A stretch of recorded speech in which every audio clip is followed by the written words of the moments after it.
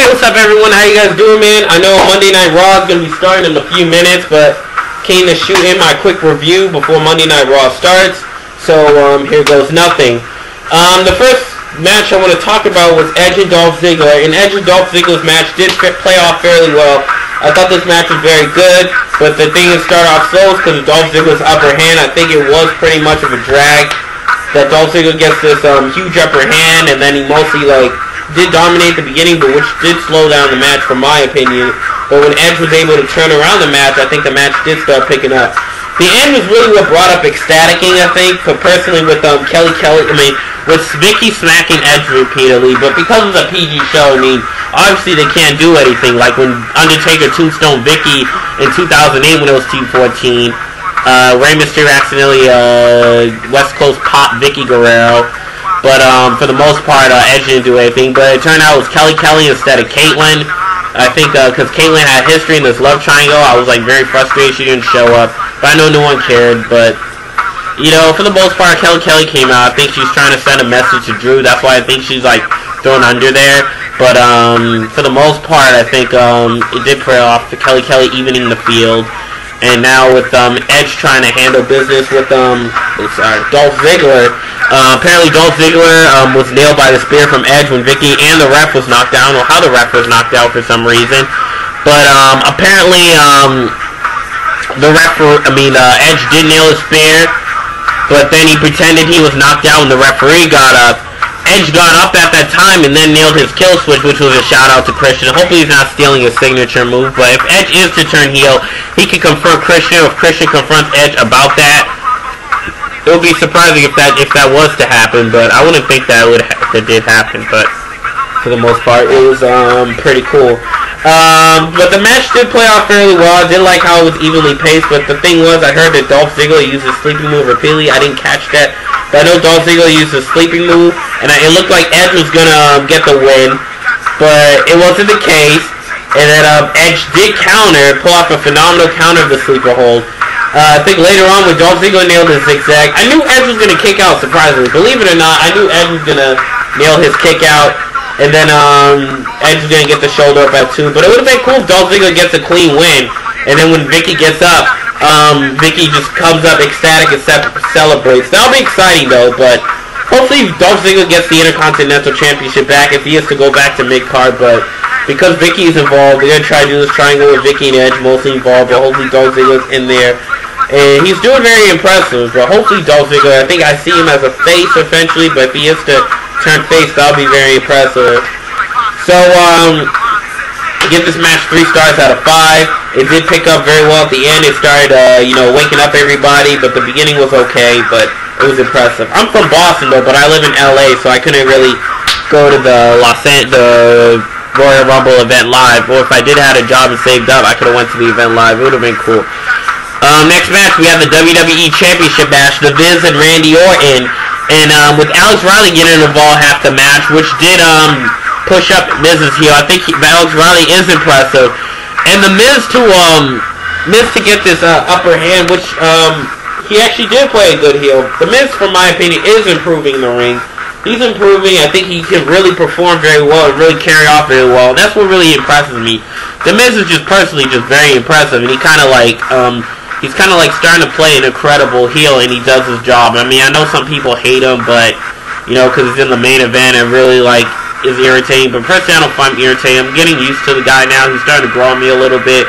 And I think, indeed, he's awesome, and he has a incredible gimmick. Incredible gimmick that really, pushes his,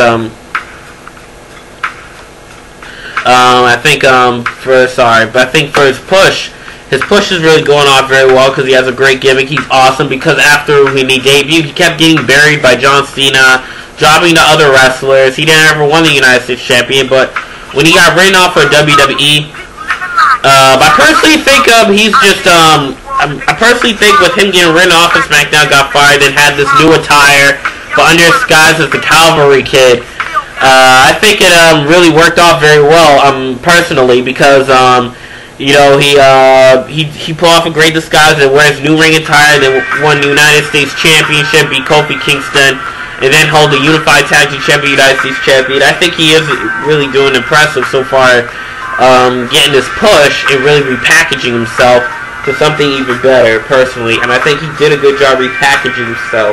But the match did pull off good. Randy Orton pulled off a good upper hand, even though with the repeated offense, it's still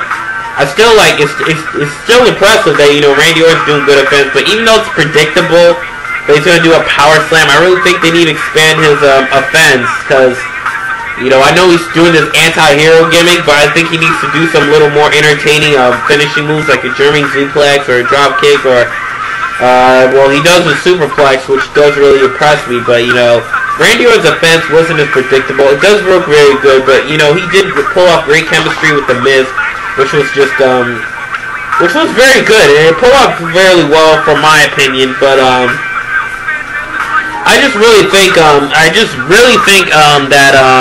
Randy Orton needs to expand his offense, because it does look limited, and every time I hear on YouTube or internet, it's just like Randy Orton's face character is boring.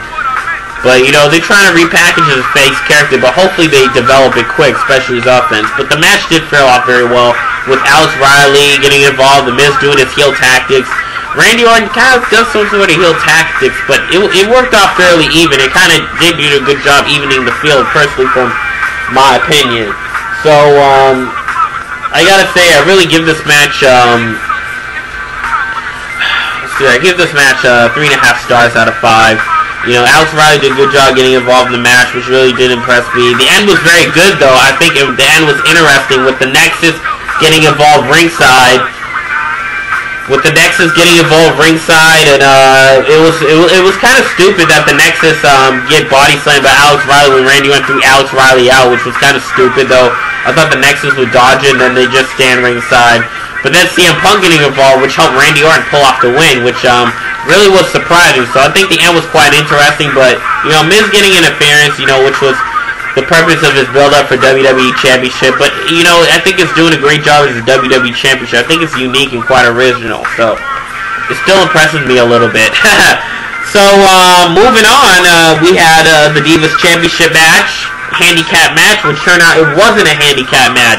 So it turned out Lay Cool was getting an inbox, the Honest General Manager, or Teddy Long, was getting the inbox complaints about the Cole holding the championship. So I think they're doing a good job with this one, with these complaints, because apparently the Cole holding championship was just getting old, and it was just wearing out. Like, the Lay Cool Flawless stuff, because their title reigns were just way too long, especially only on SmackDown, then on Raw to have the title reign, which was apparently was too long. It was just a complete drag.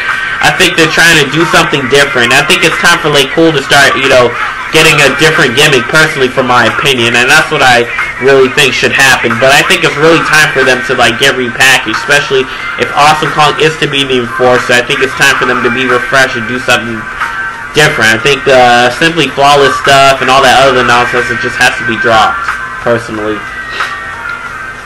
So it turned out it was no longer a triple threat match, or no longer a handicap match. I thought it was going to be a triple threat, but it turned out it was going to be a fatal 4-way match. And I thought Awesome Kong was going to be that fourth diva, but if Awesome Kong was to win and help Lay Cool pull off the win and be the representative of Lay Cool, I would be surprised, but I wouldn't think they would really go there with Awesome Kong being the fourth person. But I thought it would be Melina, but it turned out it was Eve Torres, so I thought it was to be Awesome Kong or Beth Phoenix to even the field, but it turned out that wasn't the case. So, the match was actually very, very good.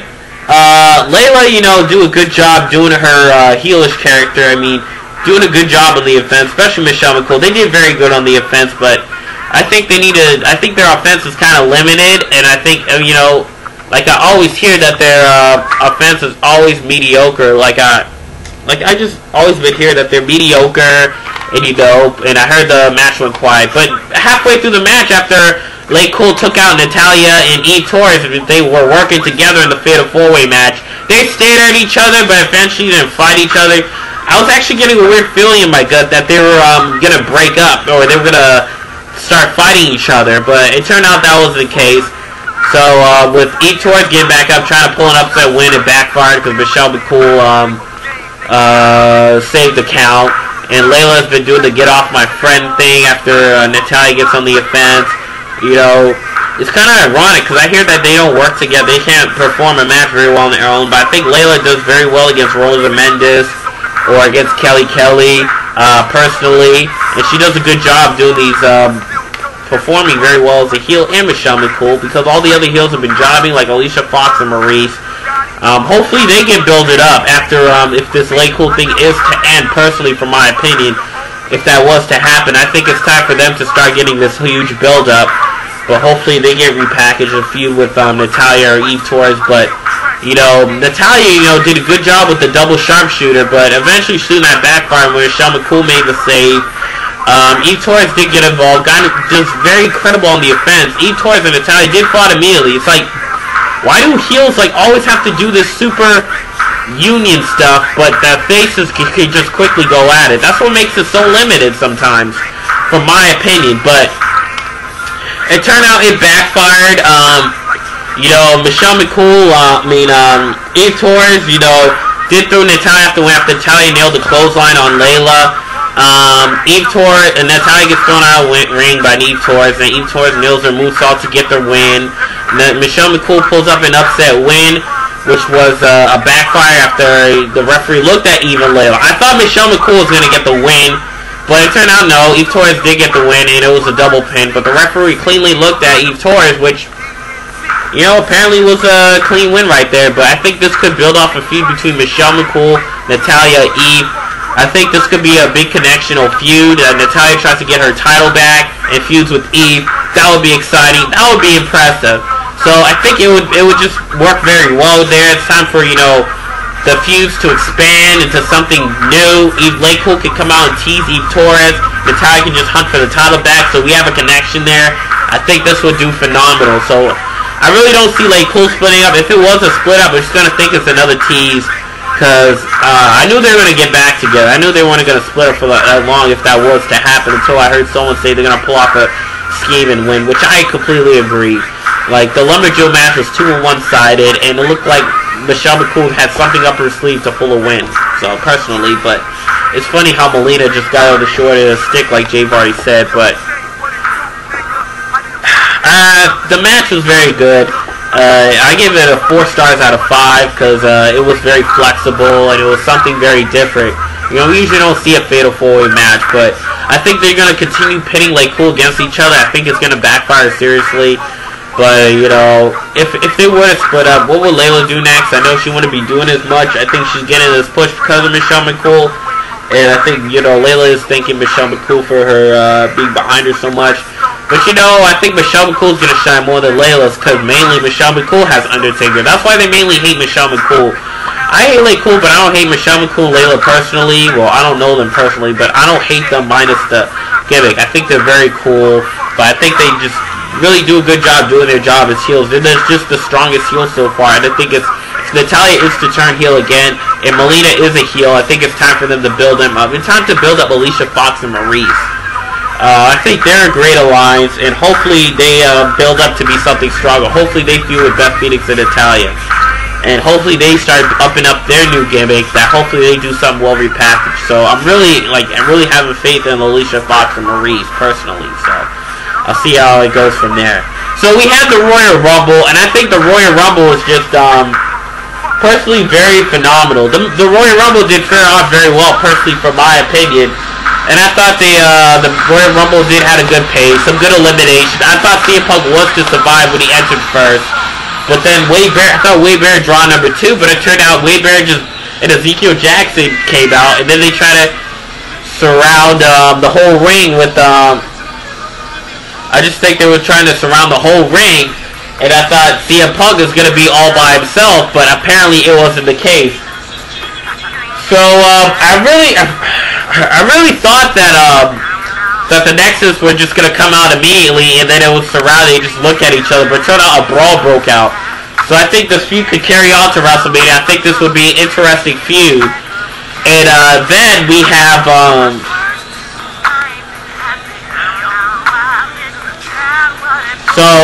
personally, I just really think this could be a good push on their feud, but it would be too rushed for their Nexus feud to be over. I mean, for the new Nexus and Core to be over, I think it would be rushed. I think it should end at the time of Over the Limit. Because I know WrestleMania is a new year, but I personally think it would be too rushed. I think after Extreme Rules or Over the Limit, if they do have an Over the Limit or Fatal 4-Way, they're over. So that's what I personally think. Or after WrestleMania, maybe after WrestleMania, but I just think it would be too rushed because they've been around for over 2 years, personally. So it did start off with CM Punk and Daniel Bryan instead of Wade Barrett. After the announcement, general manager cleared both new Nexus and the Core out. Daniel Bryan, and they actually did pull off a good offense. Next person was, I think, hold on. I gotta get this call, so I'll finish up the review. Back with my Royal Rumble thoughts. I personally thought the Royal Rumble was actually very phenomenal and very good.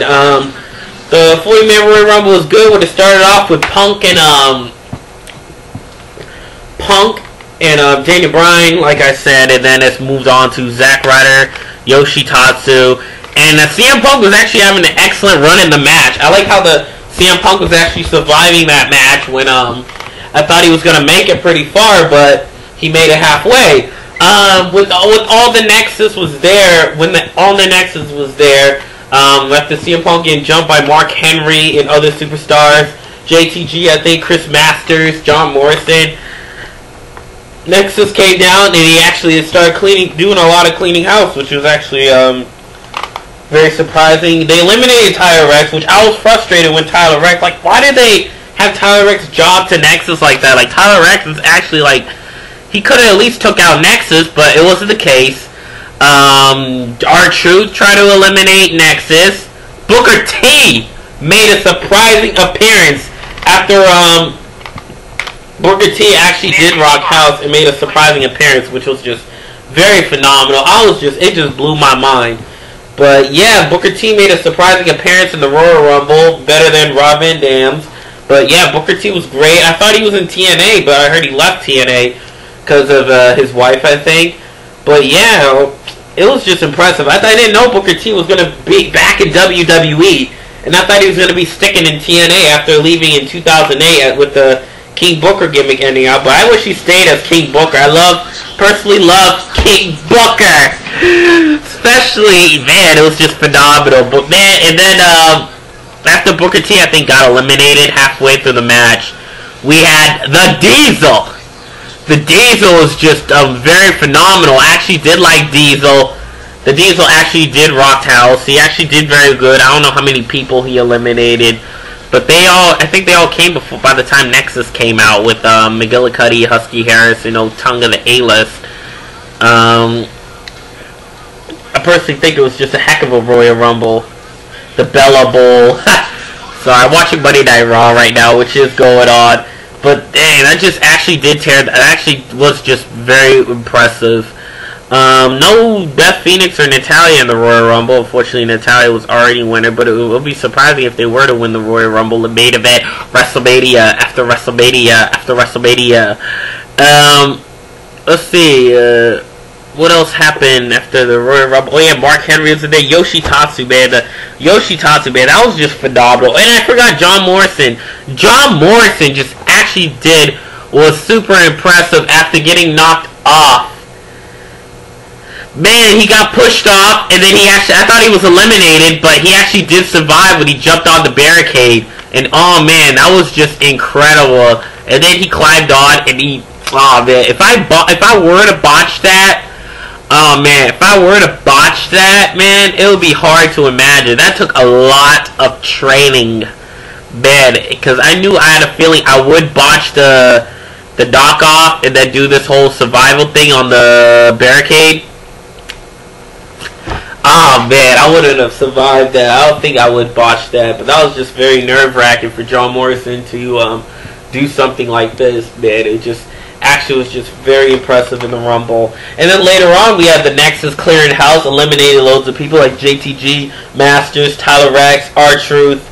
And man, this was just it was a very impressive run for Nexus, but it was unbelievable because I wanted to see Tyler Rex actually just try to eliminate some people, which I was hoping that would happen.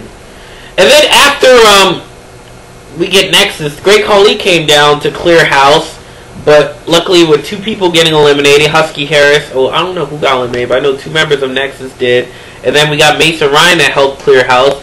And then we have the core. I think, I don't know who else came out. I don't remember which other superstars came out. I think, Zack Ryder, who's just 3rd, but he actually did good on the offense, Zack Ryder. And he's actually kind of improving the rim, but they need to start making him, he needs to start dropping that gimmick, because I don't really take this gimmick seriously. He needs to repackage himself. But yeah, that was just very, very impressive. CM Punk just actually did clear house. I think Booker T was there at the time after the elimination of Mason Ryan. The Big Show was there. I forgot who else, but I know Mason Ryan eliminated Great Khali all by himself, manhandedly. And then Ezekiel Jackson came. Ezekiel Jackson came down and cleared house. No, it wasn't. He didn't clear house. He didn't come on until after John Cena. Then John Cena came to clear house. Indeed, he actually did clear house, which was impressive, eliminating like 3 members of Nexus, and then came down to Hornswoggle in the Royal Rumble. Imagine if Hornswoggle won the Royal Rumble. Like, if he was to win the Royal Rumble, WrestleMania would be taken seriously. It was just a comedic act. It was just very hilarious and entertaining. But it was very interesting to see Hornswoggle in the Royal Rumble. Beth Phoenix actually was better, but she actually got a short trip in the Rumble after eliminating Khali and then nailing to go to sleep on Punk. After getting nailed to go to sleep on Punk, which threw her out the ring. But I really wish Beth Phoenix was there longer in the Royal Rumble. After that, we had Hornswoggle apparently. Apparently we had Hornswoggle in the Rumble after John Cena did a heck of a job clearing house, and Great Khali made a surprising return. It was like mad returns. Now Mark Henry and Great Khali are actually teaming up right now. But man, Great Khali actually did rock house, eliminating people. Then John Cena actually did clear house, surprisingly eliminated CM Punk. I wish he survived. And then we had more jobbing in the Royal Rumble, which was Tyson Kidd, Heath Slater, who hardly did anything. Mainly Tyson Kidd hardly did anything, but man, that was just very surprising. Apparently, I really can't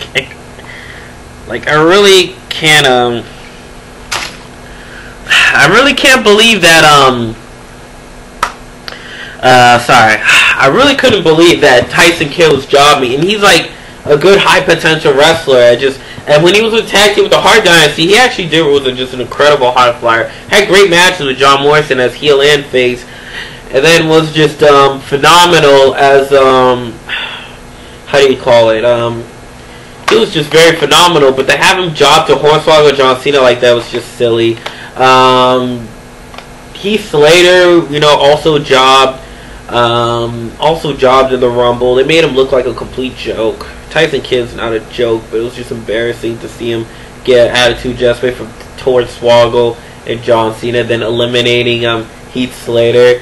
Then they did more of this comedic nonsense where they just eliminate loads of people until Kofi Kingston showed up, and then they were gonna stand off, but they were trying to add more people in the Rumble. Indeed, which it did work pretty well. They had Sheamus get in there.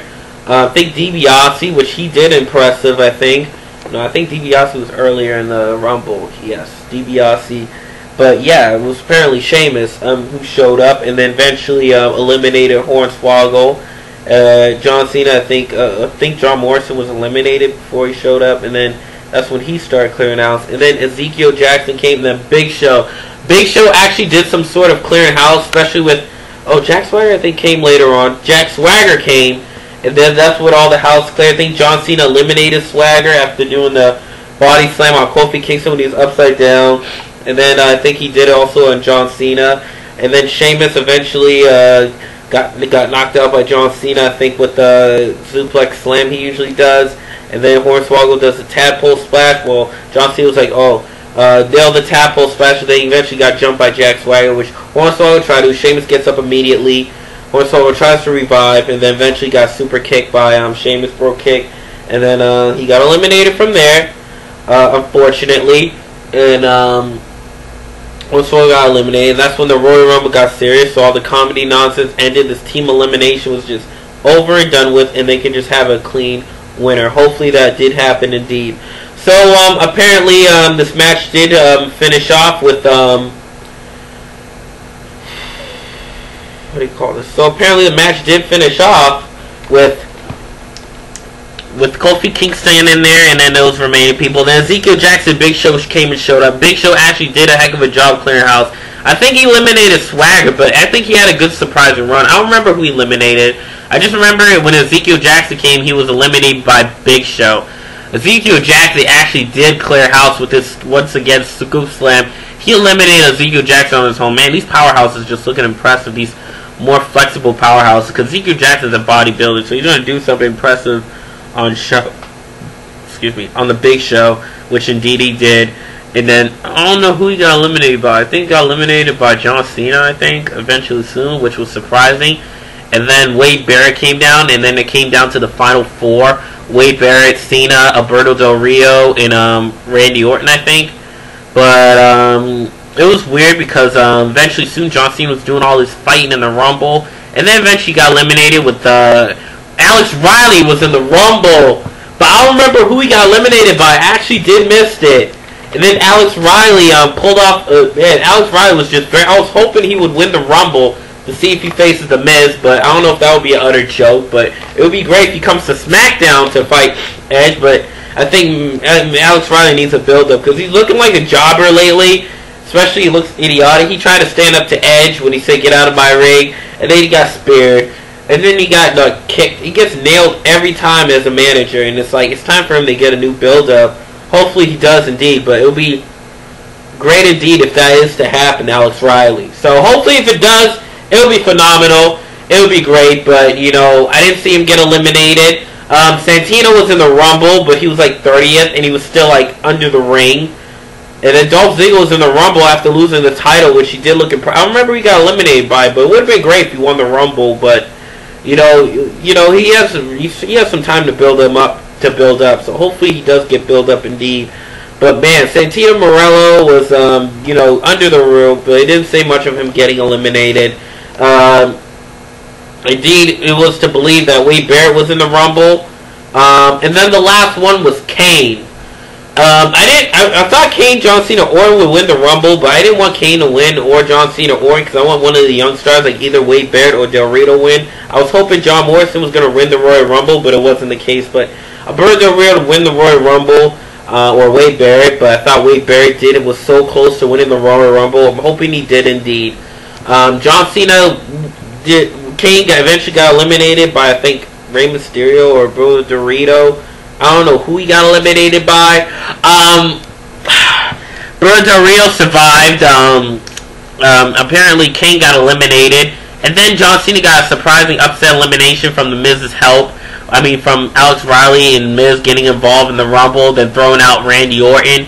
The Big Show got eliminated, then the Diesel came down, and the Big Show was the same height as Diesel. I remember Diesel came down. He was very tall. Diesel actually dominated, which was impressive. Sorry if I'm scrambling what I'm saying. I'm trying to remember stuff from memory, but there's some things that just pop into my head I may miss reviewing. So, and that was just it was just very incredible, and it's just thrilling out. And then eventually soon we had John Cena. And then eventually soon Diesel got eliminated by I think Wade Barrett, which was just very impressive. Then it was I think the Kane got eliminated. And then it was those four guys. It was Randy Orton, Cena, Alberto Del Rio, Wade Barrett. Cena got eliminated. Randy Orton barely survived, but I think he did get eliminated eventually soon. No, I don't think he got eliminated eventually soon. But yeah, Alberto Del Rio and Wade Barrett was trying to eliminate Randy Orton. Alberto Del Rio got involved, which he won the Royal Rumble. I just marked out Alberto Del Rio. The ring announcer was just screaming when he was like screaming the winner. Alberto Del Rio, and it was just a huge celebration. Man, Alberto Del Rio was just rock house. If he does headline WrestleMania, hopefully he stays at WrestleMania, doesn't get pushed back to a mid card or go down to a mid card. He needs to stay up there in main event or get into a high, strong mid card status. Alberto Del Rio did earn this push. He did have some history in other wrestling leagues, so. He's only 33 years old, so he's not like 23 or 20. He's only 33 years old. He's going to be 34 this year. So don't think he should be stuck in the Intercontinental title for a few years or mid-card and other things like that. You know, give him a chance to see how he breaks out in the main event. He's been impressive against Rey Mysterio, but let's see how he carries himself in the main event. Hopefully he gives him some time to grow in between now and WrestleMania. So I'll see how it goes then. But you know, I was very excited to see a young upcoming superstar like a bird of the rear, Wade Barrett, someone new and fresh to win the Rumble, which actually did mark out. Because if John Cena, Randy Orton, or Kane win, there's no need for them to win the Royal Rumble, really, because they're already in main event status. Kane will hopefully repackage himself back in the main event status. But Kane hopefully gets the title back. Hopefully he gets involved in if there's a connection feud. Well, it's John Cena and Randy are already in main event status, so there's no need for them to win the Rumble. They may wind up headlining WrestleMania anyway, so... Or either way, they're already main eventers, so it's not really, you know, nothing new for them to win. It wouldn't be ecstatic. It would be like, okay, they're already main eventers. Why do they need to win this one? So Triple H and Chris Jericho didn't return, unfortunately, but we still got some other surprising returns. So the Royal Rumble was very good, so I give it a 8.5 stars out of 10. 8.5 stars out of 10. Some stuff just really did excite me. Like the 40 Royal Rumble was just, it was very interesting because we got some new surprising return. Booker T made a good one-night appearance, but you know, if he is to come back again, you know, he's like 45. He's gonna be 46 this year. Hopefully, he does make it a strong return, but he's getting up there though, so I don't know if he's gonna come back again or still be around. You know, I don't know if he has a son or something, but I know he has a son named Brandon and his wife Sharmell. I don't know what's going on, but he was in TNA, but I'm surprised he disappeared from TNA. I was just really surprised. Diesel came. I didn't really expect Diesel. And I heard it was Kevin Nash, I believe. And yeah, it was indeed. So, personally, this Royal Rumble was actually very good. It blew my mind. Sorry if I scrambled around, but it's just a lot of things that came to my head I may forget to talk about. But it actually was exciting to see. If it was Wade Barrett who won, oh, he'll be great. Wade Barrett win, but he did have main event. He already has a main event push also, and you know, it'd be great for him to headline WrestleMania because John Cena, Orton, and Kane already in WrestleMania main event status anyway, so there's no need for them to win really.